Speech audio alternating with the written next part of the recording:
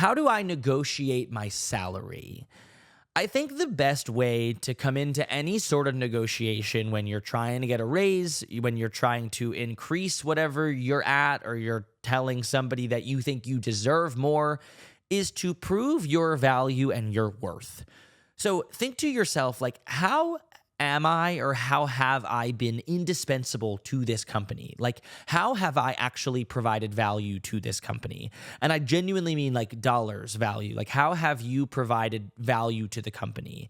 How have you increased the amount of money they're making? Or how have you actually impacted a project that then impacted the amount of money the company makes? Like, you, and most likely not everybody, is the person that brings in the money for the company. Like, I'm not. If in any of the jobs I've had, I have not been the person that is directly bringing in money for the company, but I can point to ways that have influenced the amount of money the company makes, or I can point to ways that I have definitely improved this thing that we're working on that have most likely led to this and that, if you know what I mean. Like, the best way to provide your value is to share how you are actually making that company money.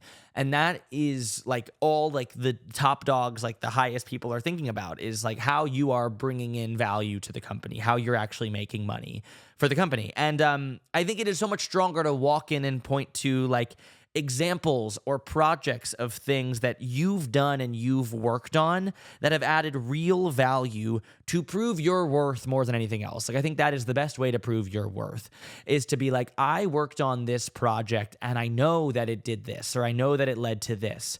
And I feel like the amount of work I've done and what I have, I think coming into a meeting, I had on the previous CEO of Barstool Sports, Erica Ayers-Badon, on, I think it was my 35th episode of the podcast. And I asked her this question, and I'm going to go back and listen to that episode again, and I recommend you do the same. And then I'll also write a blog post about what she said too, because I remember she gave really amazing advice about negotiating, but she said something along the lines of like, come in with like 3 to 5 things that you've done that can prove what you've done. Like, don't come in just saying like, I want to raise and have nothing to back it. Like, you have to back what you're saying with what you've done. So the best way to negotiate your salary is to show what you've done and talk about what you've done, and then talk about how that has impacted the company, how that has led to an increase in value, or how it's led to more money coming in. Like, how can you talk about what you do? And everybody can, by the way. Like, this isn't advice that only some people can take, and some people are going to be like, well, what I do doesn't really do that. Like, everybody can find a way in which what they do at the company provides value, because otherwise you wouldn't be at the company. Otherwise you wouldn't be at the job. Like, what you're doing is there for a reason. You are there for a reason, and don't forget that. And figure out the way in which what you do impacts the company. Like, put the pieces of the puzzle together for yourself. And I'm telling you, like, you may be listening to me right now and be like, yeah, I hear you, but like, what I do does not do that. It does. Everybody's job is a function of the company for a reason and is there for a reason. And what you do matters. So make sure you know what you do and why it matters, and prove that to the person that you're asking for the raise or you're negotiating with for a higher salary, because that's the best way to do it. And then, like, I think this is from her advice. Like, this is stuff I've learned over the past 5 years too. Like, I didn't come out of college knowing this or knowing how to do this or what to do. And this doesn't make a negotiation or asking for a raise any less scary or anxiety inducing or all of the things. Like, I feel like there is also like a disparity between guys and girls in asking for a raise, and guys are supposed to, or like, it's ingrained in us that we are supposed to just like walk into an office, like slam the door open and be like, I deserve $1 million. Like, I deserve more money. And like, there is like this predisposed thing that like we already have inside us, an ability to negotiate, an ability to like put our balls on the table and be like, this is what I'm worth. Like, I deserve this. And that's not true for most people. Like, most people do not know how to do this. Most people, it is not like that. They also are scared and anxious and like, I don't know what to do or what to say. And when I get in that room, I'm going to black out and blank out and say the wrong things. And like, the few negotiations I've had, and I'm getting a lot better at it with time, but like, I can point to a few different experiences where like I left the room and I was like, I don't even know what I said.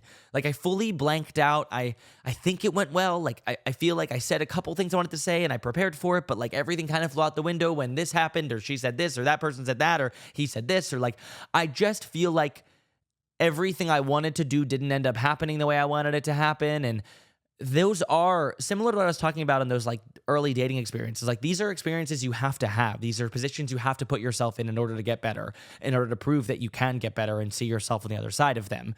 So I feel like putting yourself in a position where you're going to ask for a raise or a negotiation is an amazing starting point. And just because you're a guy and you're supposed to know how to do this does not mean you're not going to know how to do this. And just because you're a guy and you're supposed to feel confident going into this does not mean you're going to feel confident going into this. And like that's one of the rumors I want to dispel. That's one of like the things I want to make sure that like not every guy leaves feeling like they're supposed to know how to negotiate or know what to say or what to do. This doesn't come naturally to most people. This isn't something that we're predispositioned with. I don't know. This isn't something that we just naturally know how to do and feel naturally confident in. Over time and in more negotiations and in more conversations like this, you get better and you get more confident. But the first few, you are not going to feel confident. And I feel like it is an unfair thing that guys have that understand that we're supposed to feel like we know what to do when we go in that room.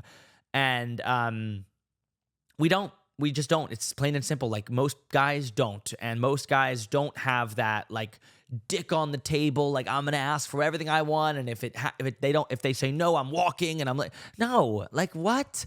So I just feel like for the most part, it doesn't always happen the way you want it to, but you have to put yourself in the position to try. And you have to see yourself in that position in order to get better and to get more confident, and like to learn at all. You have to put yourself in those uncomfortable positions. It's kind of like an overarching theme of this episode is that putting yourself in these positions is the only way you'll get better and the only way you'll grow.